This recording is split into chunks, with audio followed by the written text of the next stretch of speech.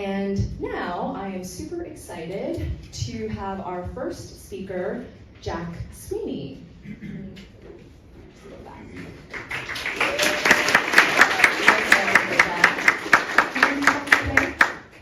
Yeah, can you guys hear me? Perfect. All right. So let me introduce Jack. All right. So Jack is an IT student at the University of Central Florida, and he gained notoriety for his social media accounts that track the private jet usage of celebrities and billionaires like Elon Musk and Taylor Swift. And his work has sparked a conversation about the significant carbon emissions associated with private jet usage and highlighting the environmental impact of the ultra wealthy. And so today we're in Silicon Valley. We all care about data privacy and security. So I want to kick off the conversation by just checking, Jack, you track this information, is it legal?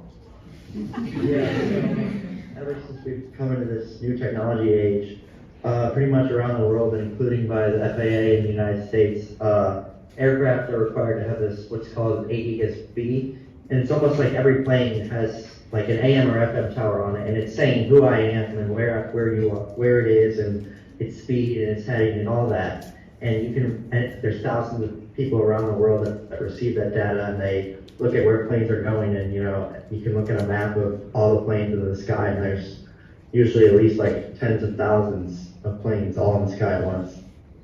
Okay. So the data is legal and everything is okay, so you can feel free to follow the accounts. He's got an X account as well as an Instagram, and they've got like 50,000, 30,000 followers. So Jack, next, I am gonna see if I can switch the slide. It is not responding to me. Okay. So up on the screen here, we have one of your automated tweets.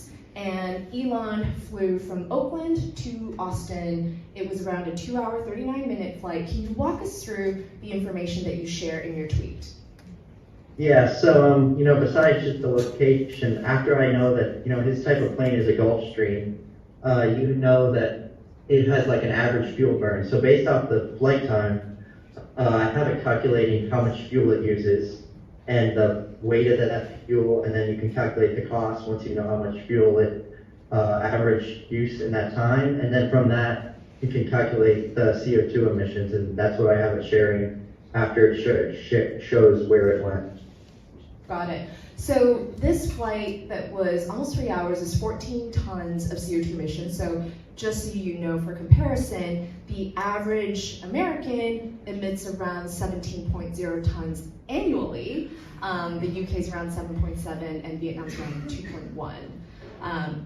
So do you know, Jack, that if a commercial flight were to fly the same path, like how much fuel would they use? What would the average footprint per passenger be?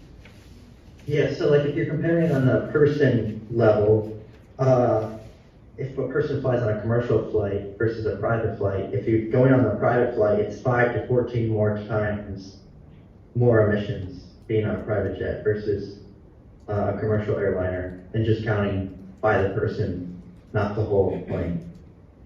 That's why I fly commercial. Okay, perfect. And you have here the gallons and the amount of jet fuel used. What's the difference between those two? So like, we as, when we're driving cars, most of us, we're fueling up by the gallons, but with aircraft, fuel is usually measured in weight because they have to do weight and balance, especially with much larger planes, because, if there's more fuel on one side or, a lot of passengers in the back. So it's just usually the amount of fuel is measured in weight and not gallons, but I put both. Okay, got it. What else should people know about carbon emissions as it relates to flying?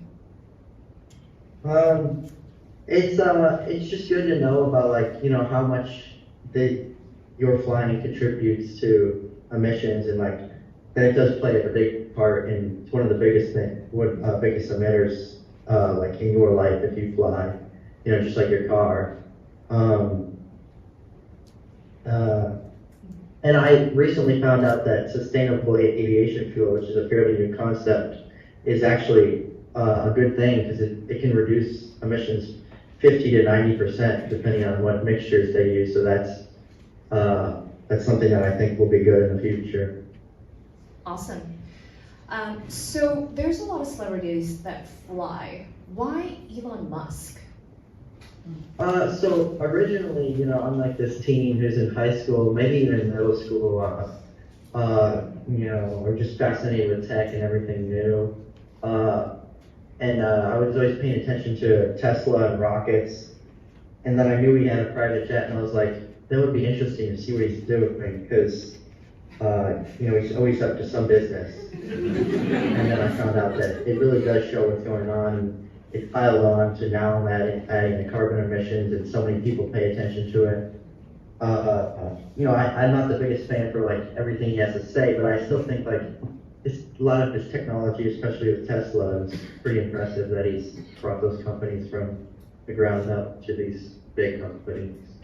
That's very classy of you, because I know that he tried to cancel you. Yeah, I mean, the original Twitter account, well, all of my original Twitter accounts are all gone. Right. So what is your personal philosophy on flying? And you touched upon sustainable aviation fuels a little bit, so it sounds like you believe in that. Yeah. I have to fly every once in a while, like either because I'm going on a trip with my family or something, but I only fly like probably once or twice a year usually.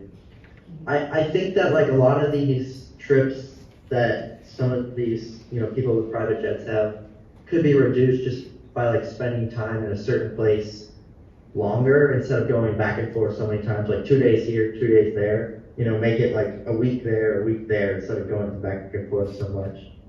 Got it. And I guess to close it off, Jack, how do you feel that your work has impacted carbon literacy? And you've got 50,000 followers. Do you think that they pay more attention to carbon footprint now?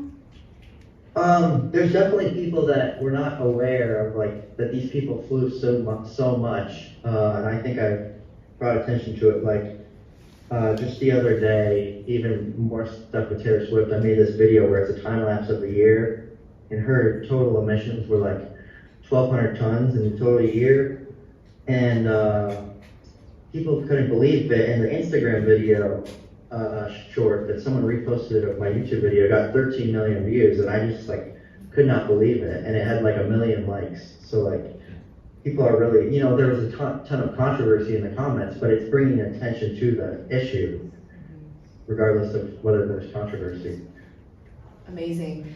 Jack, I think you're one of the examples of you don't need a lot to have impact, and I think that's something that we try to embody with Clever Carbon, whether it's the budgets we have to create events like this, and 13 million views is really incredible impact. So keep up the great work, and thank you so much for speaking here today. Yeah, thank you for having me.